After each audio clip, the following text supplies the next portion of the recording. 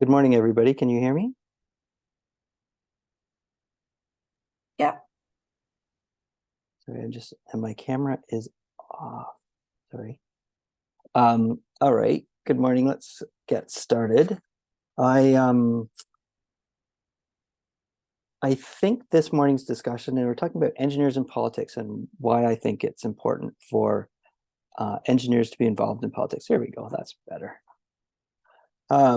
And there, it's really important when, we talk about how few engineers are in politics these days. And, when we look at municipal politics, there's really only four of us. And as far as I know, there's only one in the provincial legislature. So in local politics, it's David Crombie, Diane Freeman, and Steve Ireland, and myself. And then, of course, Andrew Dowie, who we think we're going to hear from later in the week, in provincial politics. To be involved is important in the long-term effects of politics. If you want to have an impact, you need to be involved. And political decisions are not necessarily calculated the same um, as as engineers' decisions in terms of science. They're not necessarily science-based. They are calculated, but not in the same way we calculate science. So, and then the other thing we're going to talk about is soft skills, and how and why it's important to have some soft skills when you're trying to get things through politically. So on that, a bit about myself before I continue on, because I think that's important as to how and why, I am where I am and how I got here. I'm 50 years old and I'm in the same town where I grew up. So I attended the University of Western Ontario and graduated with a civil engineering degree. I have a spouse who's an OR nurse, and we have 4 children from the ages of 9 to 18. I have my own business in civil engineering, generally structural. It's rather busy, and we're heavy into sports as a family, whether it be windsurfing, mountain biking, running. It's very busy doing all of that. And as well, I have a history in terms of construction and machining, but certainly the sports and athletics in terms of cycling and that sort of love has certainly led me to where I am today. So the last item I'm not going to mention offhand, but certainly in terms of cycling, that's how I ended up into politics now, is that I entered a community it was a focus group on cycling that led me to a trails committee that led me to eventually seeking office as a local councillor in Scugog. And from there, I ended up becoming the next term, so the 2022 term, 2022 on to 2024 term, I sought the election of regional councillor. And as regional councillor, the roles grow, the responsibilities grow. And I mean, as well, we'll touch on back to our touch points, but remuneration is a smaller, slightly better regional level, which shouldn't be a reason to enter politics in any way, shape, or form, but certainly for the level of distraction that being in the political arena gives us, it certainly is a consideration, at least from my perspective. Back to the STEM in politics and why are there so few engineers in politics. Because it's not problem solving the same as we see in engineering. Engineers are certainly specialize in problem solving, specialize in bounding problems, specialize in efficiency, but there's nothing efficient about municipal government.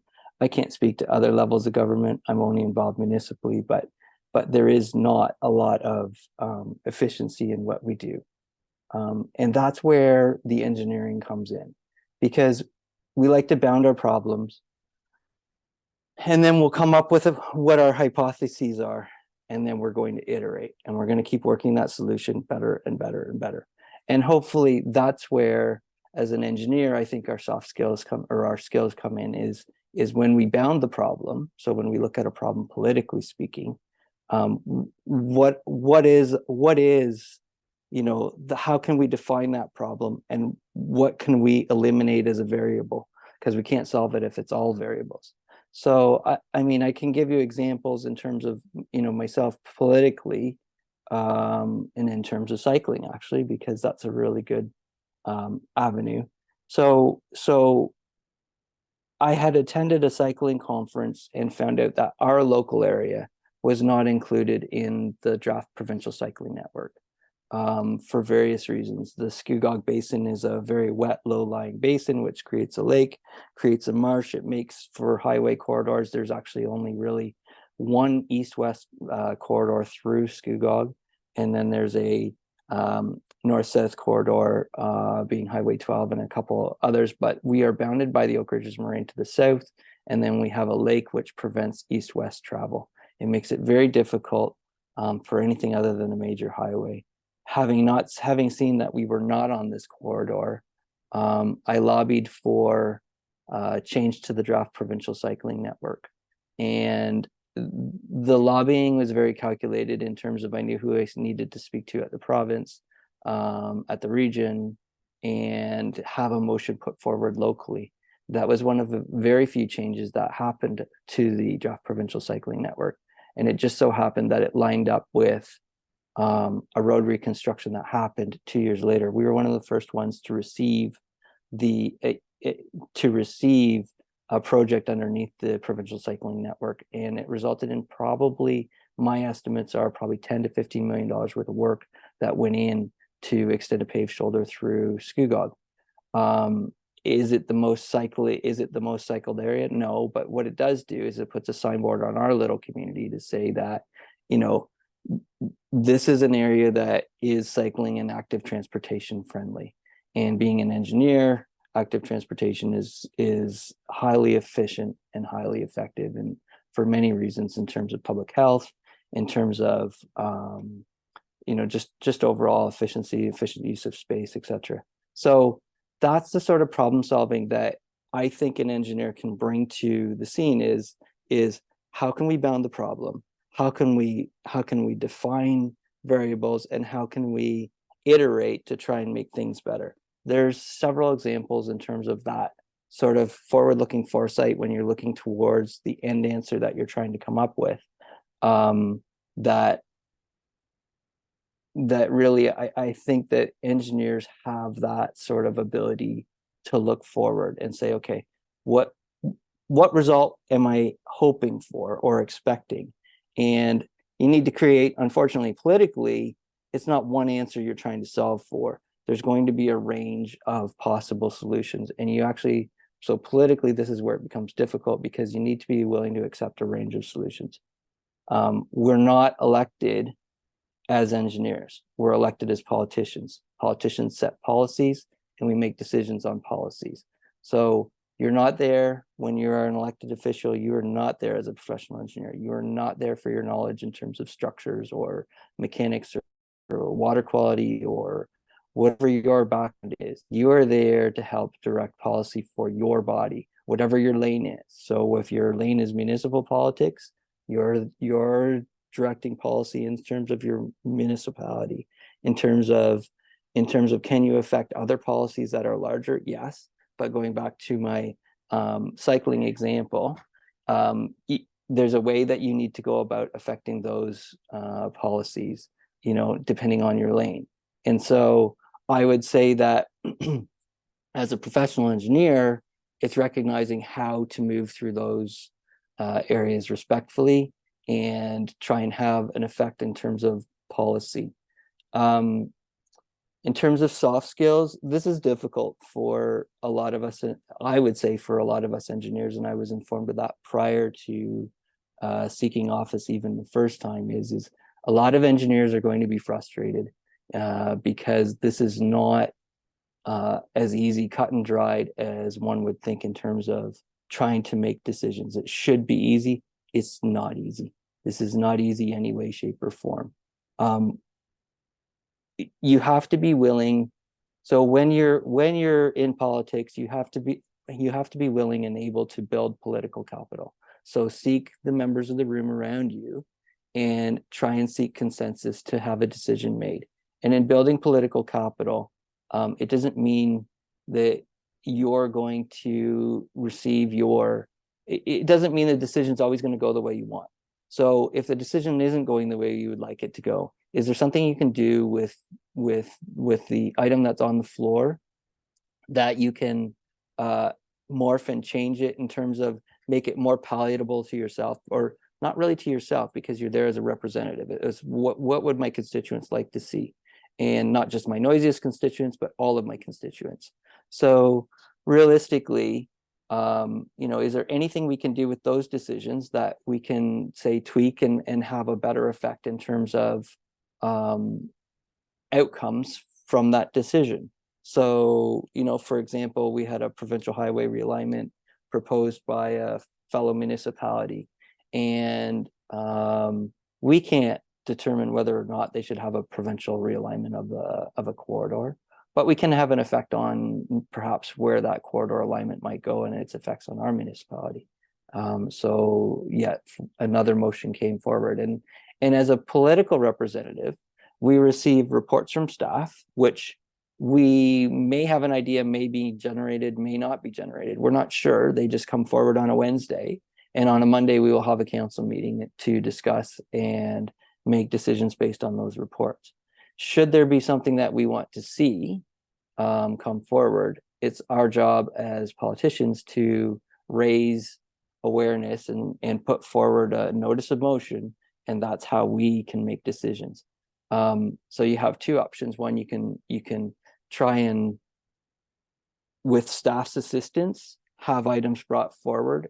If those items aren't brought forward for whatever reason, or there's something that's more timely and it needs to be brought forward quicker for some reason that you feel, you need to bring forward a notice of motion. And that's where your soft skills come in. If you're going to bring forward a notice of motion, you need to make sure that has broad support amongst your fellow councillors or fellow politicians. And in terms of, in why I got involved in politics is having grown up in the small town where where I am now and where I'm a politician, I have a direct effect upon my children's lives. They're 9 through 18 years old. So, the community that we live in today and the community that, we'll live in 10, 15, 20 years from now, I hope, you can have a direct effect on that. And not only for myself and my own children, but for the other kids that I grew up with here who are still here, some of them, and their kids. So it's a really good opportunity in terms of being able to, give back to the community. So in terms of, why are there so few engineers in politics? Uncertainty. I want to call it a job, but it's really, in my mind, it's not a job. It's a way of giving. As a professional engineer, there's far better jobs for us than being in politics in terms of remuneration, benefit, and in so many other ways. But in terms of having the ability to form and shape what your community will look like, and have effect on important issues in your community, you need to be at the table. You need to be in the room. If you're not in the room or at the table, and whether it be, at a committee level or at a political level, if you're not involved as a politician, certainly don't hesitate to be involved at a committee level. Committees, although they are frustrating, can have an important effect upon the community in terms of their input, and decisions that your local councils will make. And I would assume that would be the same at higher levels as well. I think realistically, that's most of, in terms of how and why I think it's important for us to be involved. It's not complex. As engineers, we're phenomenal problem solvers. Phenomenal. And there's no questions about it. I remember graduating engineering, and the number of engineers that go into other sectors due to their problem solving abilities is phenomenal. The number of engineers that went the route that I did that actually do traditional engineering is not that many. Again, it goes back to the same reason that we have troubles attracting engineers into politics, which is if you're going to make a living, what's the best way to do it? What's the easiest way to do it? And probably entering politics is neither of those. In terms of reward, there's a phenomenal amount of reward that comes with this job. So on that, I would like to open it up for any questions or answers. Lena.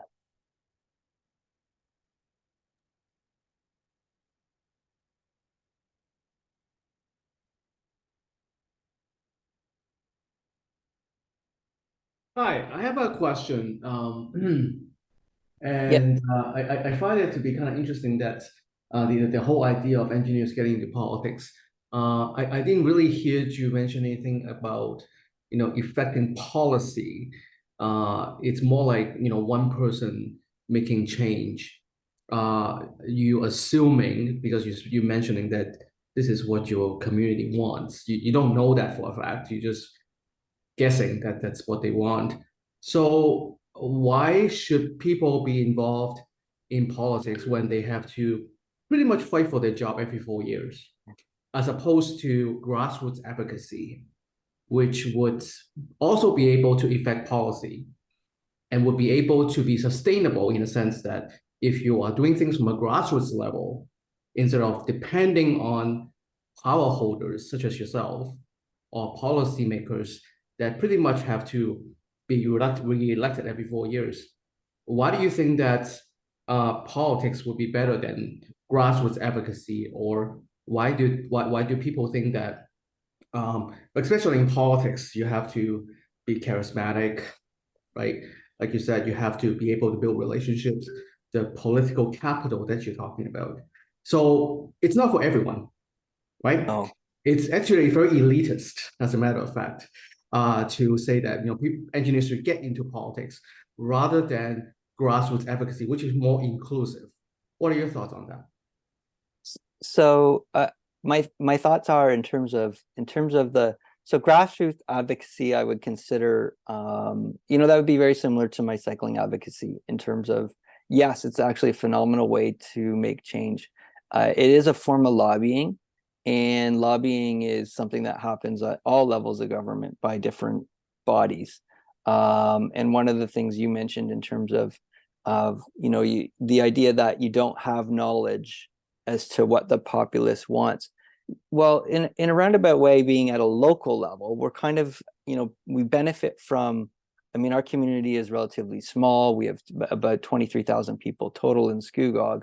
And having been elected automatically gives you some form of bond or knowledge in terms of what a lot of people would want. They've elected you because of your platform, your beliefs, and how you think. So you have to learn to trust yourself that this is what my constituents would like. That takes some time in terms of 100%. That's what I mentioned in terms of if you don't enter politics itself and you have a community that you desperately care about, being part of a committee or a board is a great way to give back, to have an input in your community. Having mentioned in terms of, this is in no way, shape, or form is this to be considered a quote unquote job. As per se at our level, a local politician in our area is, I think we're $33,000 a year. Regional councilor is $55,000 a year. So these are not jobs. You need to be able to do this and do whatever else on top of this to provide for a living. Typically speaking, that's why I think we see more politicians, on the last term of council, I had the privilege of serving with Lance Brown, who was a former sportscaster on CTV. And that's a tip. That's more typical. I'm actually quite young for a local politician, and I'm blessed on our council that we do have some younger people. But again, you have to be able to have some form of, and that perhaps that's the elite side, but you have to have a flexible career that will allow you to join this table. In terms of power, unfortunately, I mean, local politicians are we do have some power. It doesn't feel like much these days, certainly, but there is some, I guess, we're a council of 7, so I have 1/7 of a decision, and that's where the soft skills come in. I hope that kind of answered your question. Well, that's what I was saying, is that it's not inclusive in that sense, right? Because you only have one job, one position really for a population, right?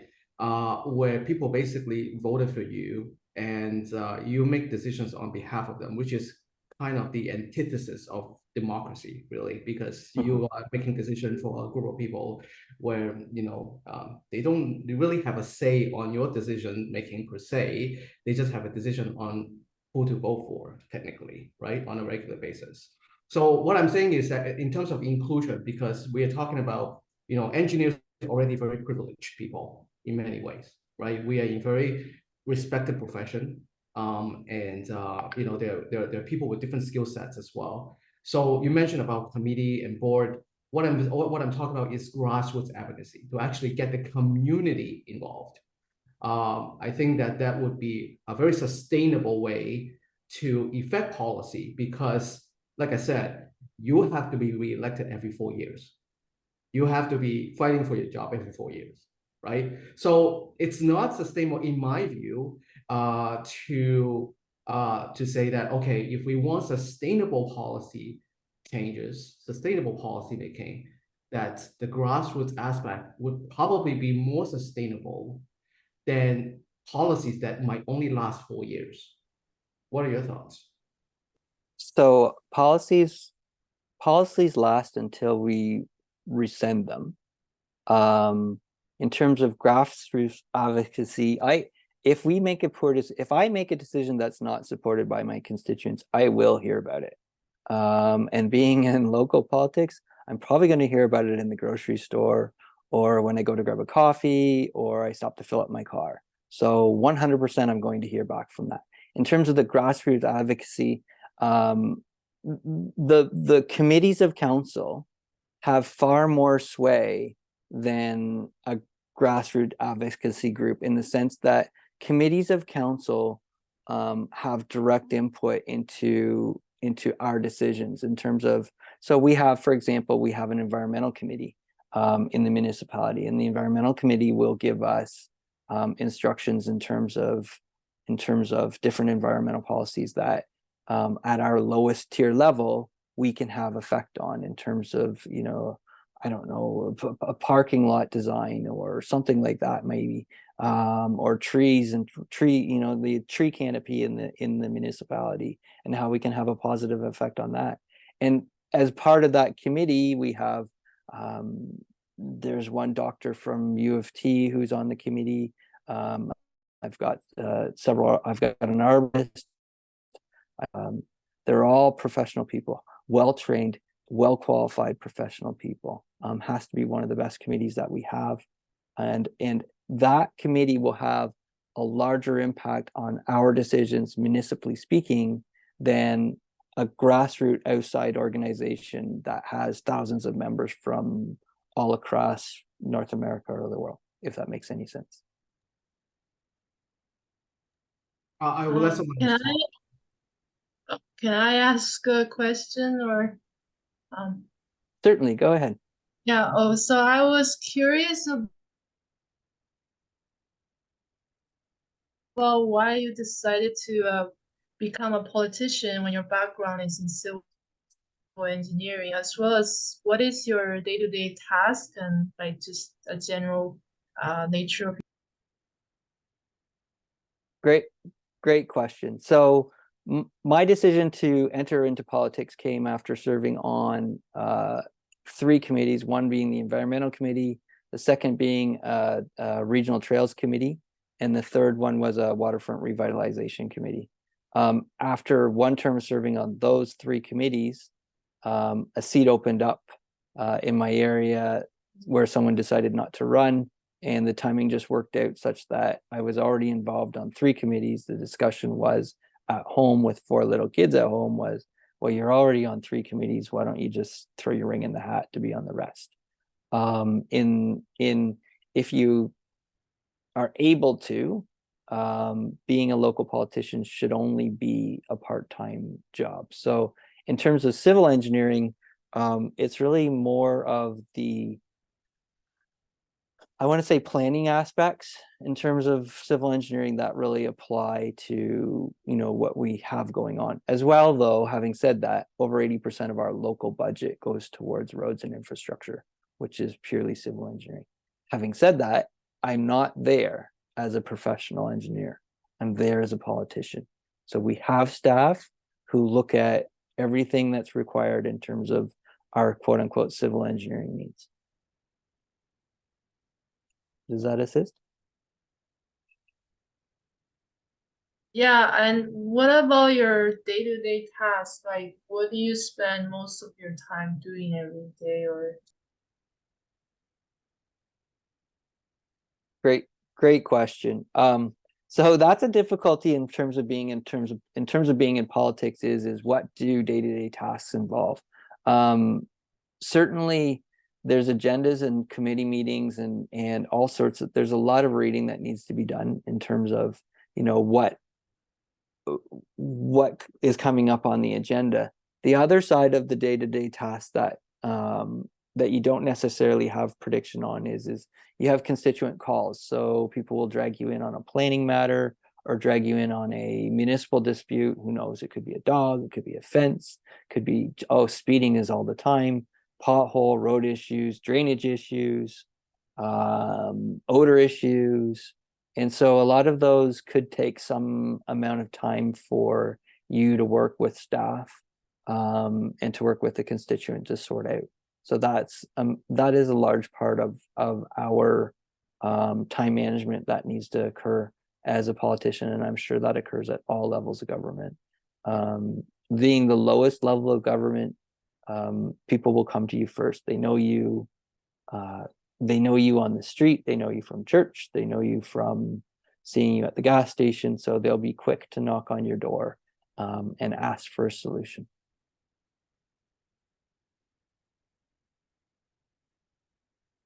okay, well, thank you. No problem. Is there any other questions?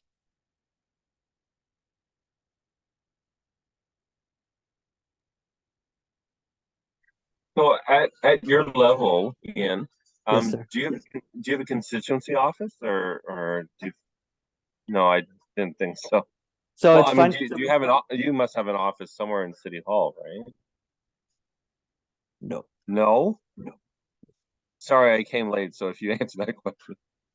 No. Oh, okay. So that's a You great should become question. a city councilor around here. So I assume In Toronto. are you in the city of Toronto? Yeah, so it's a full-time job here in Toronto, right? So even though arguably the pay doesn't match the amount of work that goes into it. I go ahead. I've talked too much. Go ahead. So funny. No. Funny you mention it. So the city of Toronto, yes, it's 100% it's a full-time job, and unfortunately, I don't care what level of politics you are or what community you're going to be in. It's going to take up more time than you could ever imagine. The city of Toronto councillors represent far more constituents than we do at our local level, which is good because from a remuneration perspective, they can get a little more, although I think their number is like $118,000. But it does come with a staff budget and a constituency office budget. So all the things in terms of time support that I was just asked about, like what is your daily duties? If there's any research that needs to be done, anybody that needs to be reached out to, we do that on our own. In terms of research on something, we do that on our own.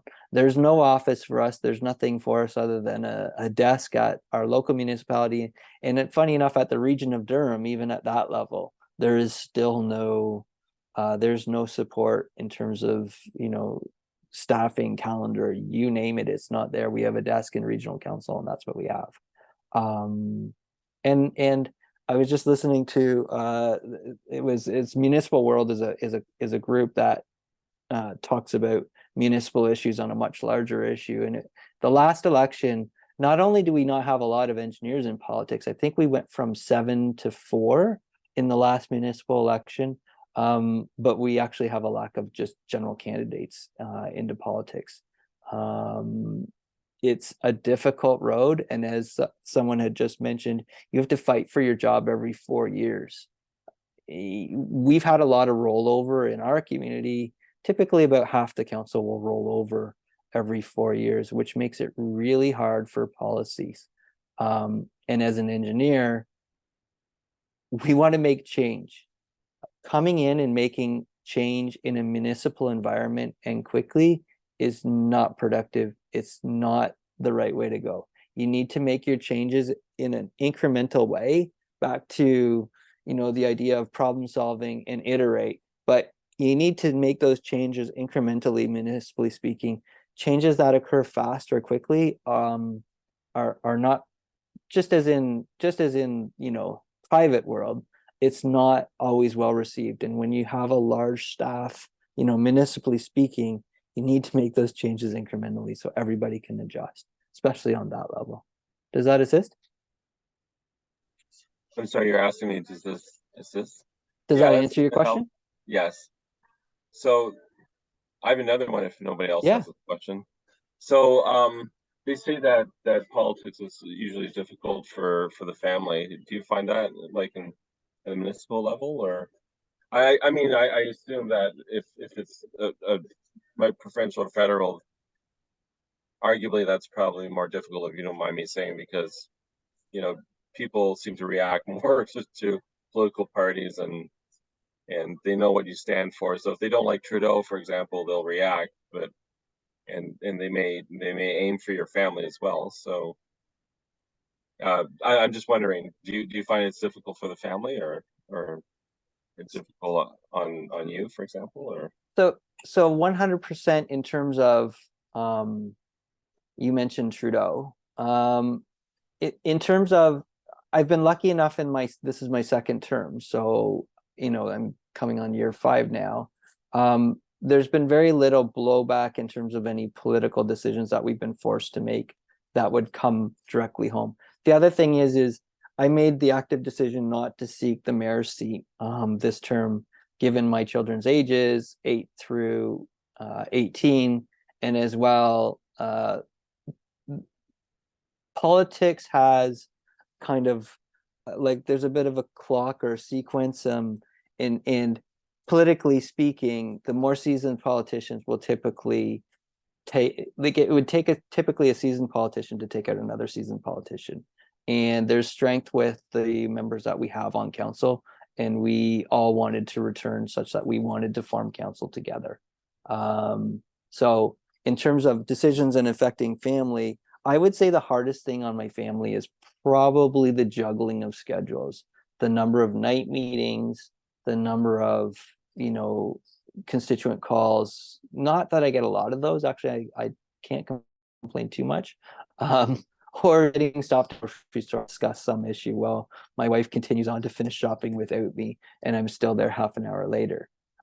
Certainly as you move up, the time commitment I was speaking to an MP from Whitby, and the time commitment for him in Ottawa with his young family is extremely difficult. I think Queen's Park, us being in the GTA, would be relatively not quite as bad. If you're in Northern Ontario or somewhere remote, it could be quite difficult on a young family. So yes, 100%. And in terms of back to, is this a good way to make a living? I don't know if it's a good way to make a living economically. It's a good way to have impact. It's a good way to have input. Certainly there's a lot of good experience that comes with this. In terms of being part of a board and making decisions, I often think of that.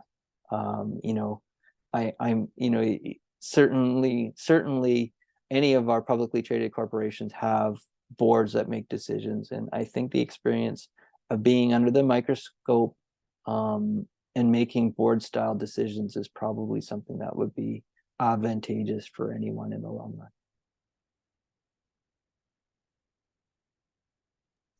Thank you. Is there any other So, questions? so do you enjoy your job right now, or I mean, I guess I'm kind of getting the impression you do, but you can speak to that if you like.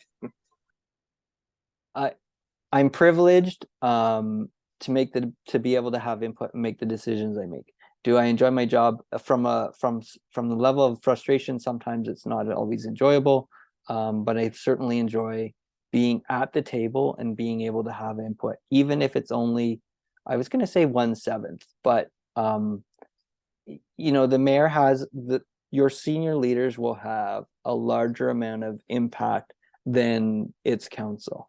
But the longer you're on council, the louder and more impact your voice will have. So yes, I enjoy it. I do enjoy the flexibility of being able to often be present for my family in terms of, you know, pick up or drop off of kids or whatever, or coach the local running group or whatever sort of, you know, input that way. Yes, I do enjoy it. Is it frustrating sometimes? Yes. Do I miss doing more challenging engineering work that I'd like to do? 100%. But right now this is the path I'm on, and I enjoy it immensely. Will I go further? I can't say. Will I seek election again? I would say yes. So I guess that's an answer to a question in terms of, you know, hopefully how many engineers we have in politics the next go around. I know that there was a push to have, I think it was 20 or 18 and 18, I think it was, or something like that. I think we got up to about 8 engineers, municipally speaking. I think there was 10 running at that time. But we're down to 4 locally, and Andrew Dowie. Mark Garneau was in federal politics and he's resigned now. I don't know exactly who we'd have federally, but there's certainly not a lot of engineers.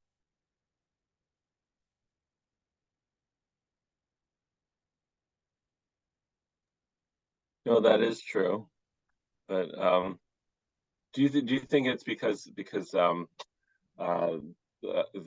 the way people think, for example, like engineering attracts a certain breed of people, right?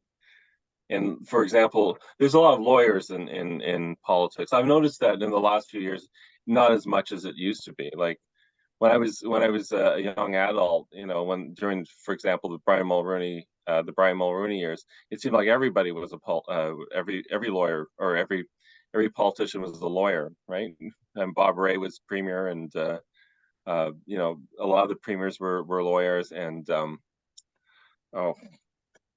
Brian Mulroney was a lawyer himself, and a lot of his cabinet were lawyers, and there were a few engineers here and there, like Tom Siddon. He was an engineer, but do you think it has to do with the fact that engineering attracts a certain person and law attracts a certain person?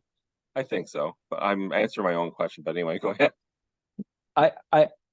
I think that you know, it's funny you mentioned the lawyers, because Aaron O'Toole is our local MP here, and I was speaking to him, and he was saying that there's almost no lawyers now in at the House in Ottawa, and all the parties. They're way down in the number of lawyers that they have. I'm not sure why, but certainly lawyers like to debate. They like to seek facts and then debate upon those facts, regardless of side. So I think that lawyers are naturally drawn to the debate of politics. Engineers, yeah, we certainly like to debate.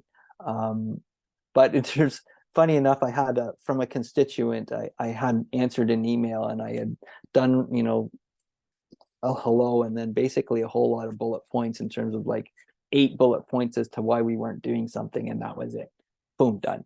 And I received an email back saying your brevity is not appreciated. And upon receipt of the email, I was very happy as an engineer to find out that I had been brief and to the point, and my point had been received, and that was all that I needed. So yes, as engineers, you know, it's difficult being in politics for the amount of time it takes to get to a decision that if we were in private sector, we could have a meeting, we could look at the plans, we could come up with a perceived plan, develop a plan for the problem, and then boom, work on the problem, tender it, whatever we need to do to resolve the problem, and it's done. The decision's made. In politics, it's never that simple. It's 10 times as long, at least. I would say the other issue in terms of being an engineer in politics is it's certainly at my age. I mean, I probably could seek a far better livelihood that would be more predictable than being in politics. So yes, every 4 years you get to fight for your job again. You don't know what you're going to be doing. On the plus side, though, there's absolutely no job engineering wise that I could ever do that would pay less. Yeah. I was going to say before I turn it to Durka that, yeah, if you're in it for money or job security, that's probably the worst job you can ever get. Right? 100%. You have to go every 4 years, and you don't know. You know, if it's a minority government, it's even less than that, and you know, you're not very sure whether you have a job after that election. So, and even when you get there, the pay doesn't really match how much work you do. So, anyway, You thank have you to for answering my question. Go ahead. no problem. You have to stay sharp, in my opinion, and you're working on being able to sway people. You're working on consensus and being able to sway people to hopefully make a decision. And I think that those skills can be carried through to many things other than just our political world. So should you decide not to be in politics, trust me, the skills and the experience you gain in being at that table will probably just sharpen you. That's my opinion. Right. Yes. Thank So, you. yep. Durka? Hi, good morning, everyone, and especially Ian. Thanks for taking the time to talk about this experience. One of the things that's been bothering me, and I've been involved in politics for a while, is the declining amount of participation from voters. This last provincial election in Ontario was abysmal, less than 50%. I think it was about 42 was the turnout. And it's declining at all levels, but it's the worst at the municipal level. So surprisingly, I live in London, and one of the surprising things that happened is we actually got a person who's an acquaintance of mine elected who was a tenant. What we are finding is that mostly homeowners get involved and not tenants in voting in municipal elections. Yet for both homeowners and tenants, as you pointed out, municipal politics is the one that's closest to us, is providing the things, you know, the road, the water, and garbage pickup, all the essential services that we see every day. How you know, you mentioned early in the talk that we are really good at solving problems. What has been your personal contribution? I mean, you had to get enough people to vote for you, but you know, I don't know what it is in what the spread is like in the township of Scugog, but I would imagine homeowners there probably vote a lot more than tenants. So I'm just curious how you made some solution to the problem of getting people to vote, not just for you, but even convincing non-voters if you came across them, particularly tenants. Durka, thank you for the question. In terms of local impact, so unfortunately, we're very fortunate in school. So thank you for calling from London. That's my hometown where I went to school. So I know London a little bit from a long time ago. And I think that's a single tier government. So we are in Durham region, we're a two-tier environment, we're a two-tier government. So we have locals and then we have an upper tier. And that forms our municipal government, those two tiers together, which is very confusing for the populace. And the average voter doesn't understand. I mean, you know, the municipal tiering, the provincial government and the federal government and all the different and the school board and all the different responsibilities that each one of those might provide. So in terms of my impact, right now we're in the GTA, which is a growth area, and we're expected to provide for ourselves. But yet we had 22,000 people in 2004 and 22,000 people today in 2023. So we've had no growth. And unfortunately, being in a tiered environment, provincial funds get funneled to the upper tier, and then they get distributed based on population. We have a relatively low population in our area, and as such, that means that when those funds come from the provincial government and get distributed out, we don't get very much of those funds. As well, that affects us because a lot of funding, a lot of services are provided through development charges on expansion, residences, etc. We don't have those because we don't have any real form of growth here. So we have a lot of difficulties that way. We have a lot of positives though, in terms of there's been a lot of downloading from the, I don't want to say it like that. There's responsibilities that have been shifted in terms of who's responsible for what. And being a remote community in Durham, we're not on a major arterial area. So we don't have a lot of typical problems that might follow a 400 series corridor, etc. So in terms of the opioid crisis, not that we're not touched, but in homelessness, we don't have as much of those issues that we have along the lake corridor. So in terms of tenancy, we have a problem with, we actually just don't have enough rentals, period. The same as everywhere. We just don't have enough rentals. In terms of impact, in terms of getting people to vote, you just promote it as much as you can. This last election has been extremely difficult because of the pandemic, as everybody knows, but just people have become, in my opinion, people have become less engaged overall. They have become more focused upon their family, their own environments, as their church opened up, they attend that, but overall community and broader involvement has declined in general. And that certainly includes municipal politics. So, I mean, you just keep putting the word out, being involved is important. Voting is important. Speaking up is important. I hope that helps, Durka. Does that answer your question? Yeah, Sydney, I mean, we've seen that in London. I was helping a bunch of different municipal candidates, and people would make reference to parties. There are no parties in municipal politics in Ontario. And people were also making reference to the Conservative leadership race, which was happening at the same time. And we had to educate them that no, this is municipal politics. So yeah, there's a lot of civic understanding that needs to go on. And I would tend to agree with you. I mean, the pandemic has been difficult. I've been involved in all the pandemic elections in some capacity, and found that people were wary. I'm hoping that in the future something changes, but yeah, I mean, part of the reason why I asked that question about tenants and homeowners is that there is, particularly on the housing issue, some sort of tension there. And, they're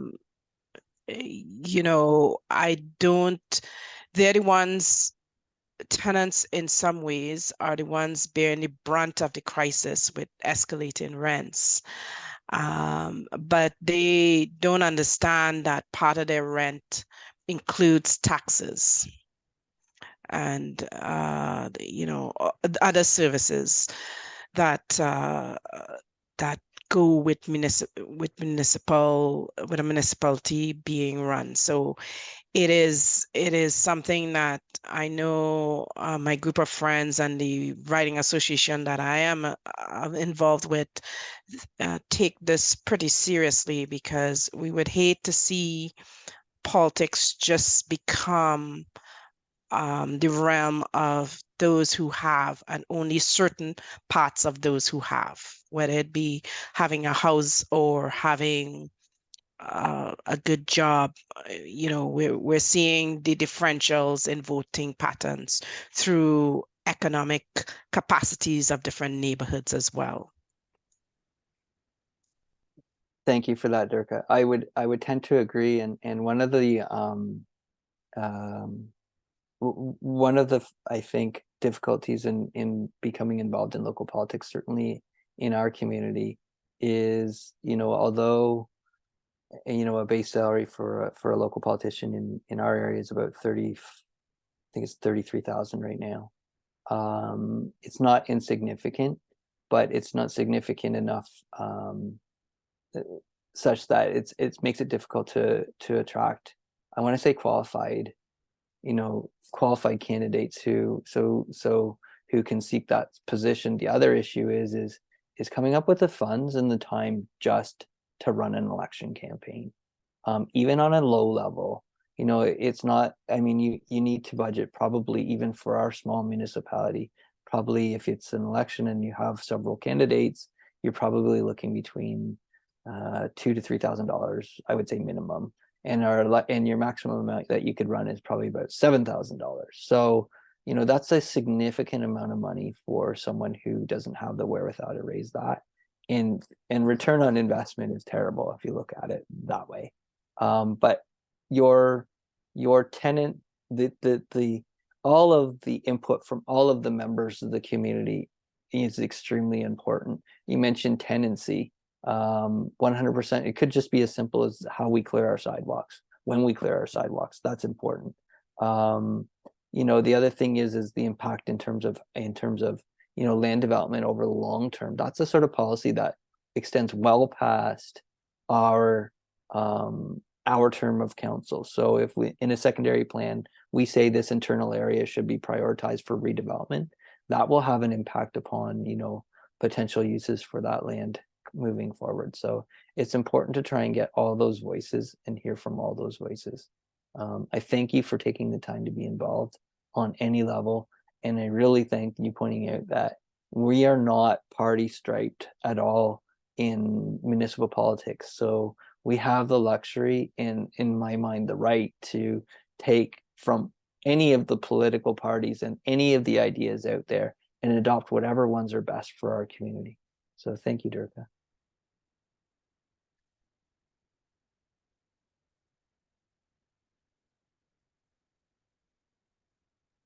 I'm just checking our time.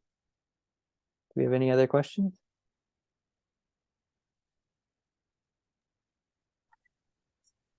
Durka mentioned about how the low turnout is turnout politicians. Just a comment. I was elected a few weeks ago as a PEO counselor, and just to think that if you look at the stats, only about 10% of the people voted, and out of that 10%, only 36% voted for me. So I have to think that less than 4% of the 25,000 people I'm going to represent on PO Council actually put me in that position. So you know, at least with the municipal or provincial or federal, there's a higher turnout, but PO Council, it's really bad. So 10%. Thought I'd just throw that in there. Well, I think once we get involved in politics, we all travel a bit in the same circles. So thank you for putting your name forward to run for the PEO. It's extremely important. Well, thank you. Nick Colucci is a friend of mine who was a local municipal engineer. He would have been on the other side of the table from me, one municipality north of here, for a long time inside of the region of Durham. So Nick and I know each other quite well. And then of course we mentioned of the engineers who aren't involved in politics. Sorry, it was I'm trying to think of who it is. It's the Windsor councillor. No, it's not. David Crombie is I believe a mayor. And it's really funny, although we all attend AMO and other conferences, none of us have really put us all together in the same room. So we are all engineers in politics, but we are not really kind of cohesive, although we share a common bond. And I know that we probably all kind of think alike in terms of our problem solving and our bounding. But thank you for taking the time to run for the PEO. That's really important. Well, thank you. Sorry, you mentioned David Crombie. David Crombie, as in like the former mayor of Toronto, or that's a No, David Crombie, obviously. no, I believe it's another David Crombie. I think I think I have that right. I have it. It's hanging on my wall at my office, just with the 4 engineers that are left in local politics. Diane Freeman is Waterloo. Steve Ireland, and I can't remember where he is. He's in a relatively small community as well.